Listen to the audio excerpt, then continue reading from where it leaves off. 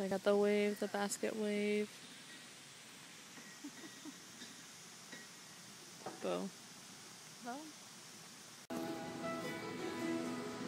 It's been this way so long, my dear. Why can't you understand your selfish heart? We are flying to the Toronto.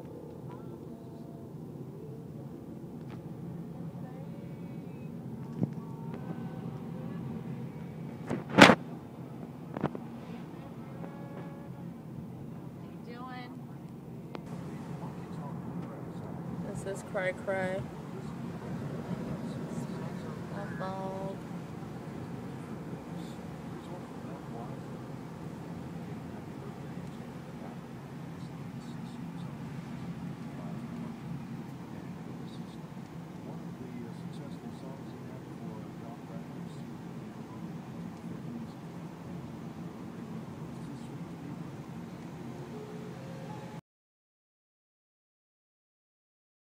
Twixt us and the French and Spanish, which we have been so desirous of, and for so long, and without which we cannot hope for ultimate victory against the British tyrant.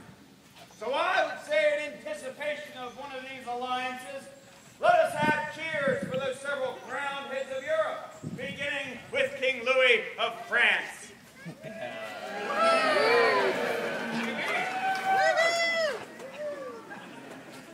Friends, I can tell that very few of you have any love whatsoever for the French.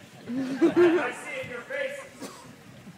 But, well, friends, I'll ask you this. The French have been the traditional enemies of the English for countless generations. But are we English any longer? No! Indeed, the enemies of the English, we are enemies! No!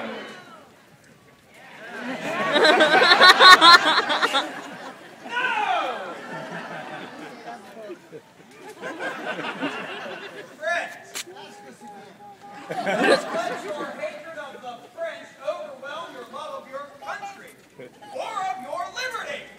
If King Louis himself is going to send us aid, welcome.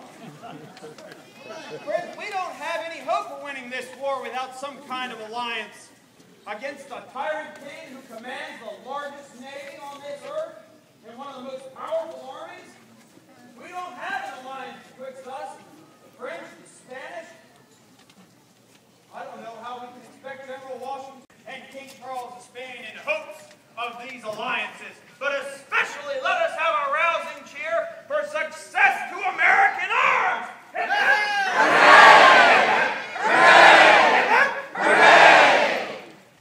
Well enough. I'm going to go see about that road. General Washington's army uses over 4 million pounds of Eastern flour, and his forces consume over 250,000 bushels of grain and 2 million of hay. Is it any wonder that the price of wheat has risen 40-fold since before the war? And 'tis no secret that there are shopkeepers and merchants in this Such abuse. Now unhand me at once. Well, we shall see who will answer and for what.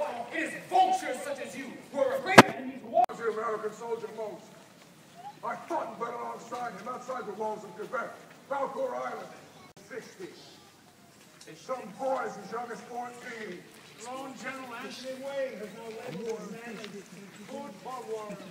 The Continental Army, despite the noble, although misguided efforts of some men, and former friends, such as General Lincoln, General Knox, Mr. Washington, heard some of you were very vocal earlier. You wish to be heard?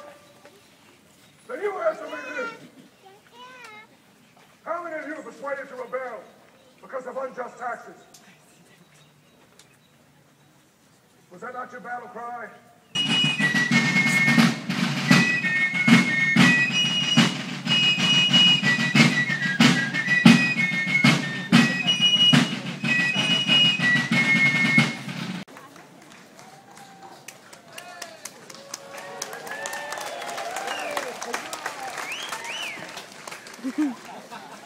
Friends, citizens, the director of all things has carried us through many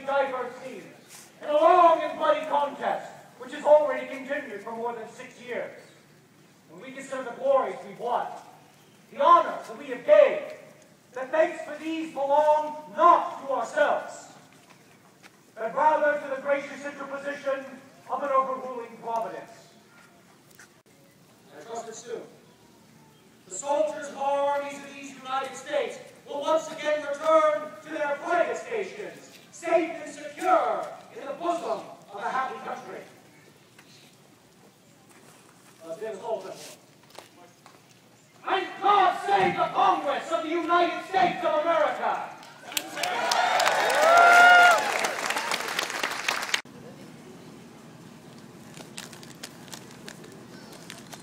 Wonderful. You examined it thoroughly, yes?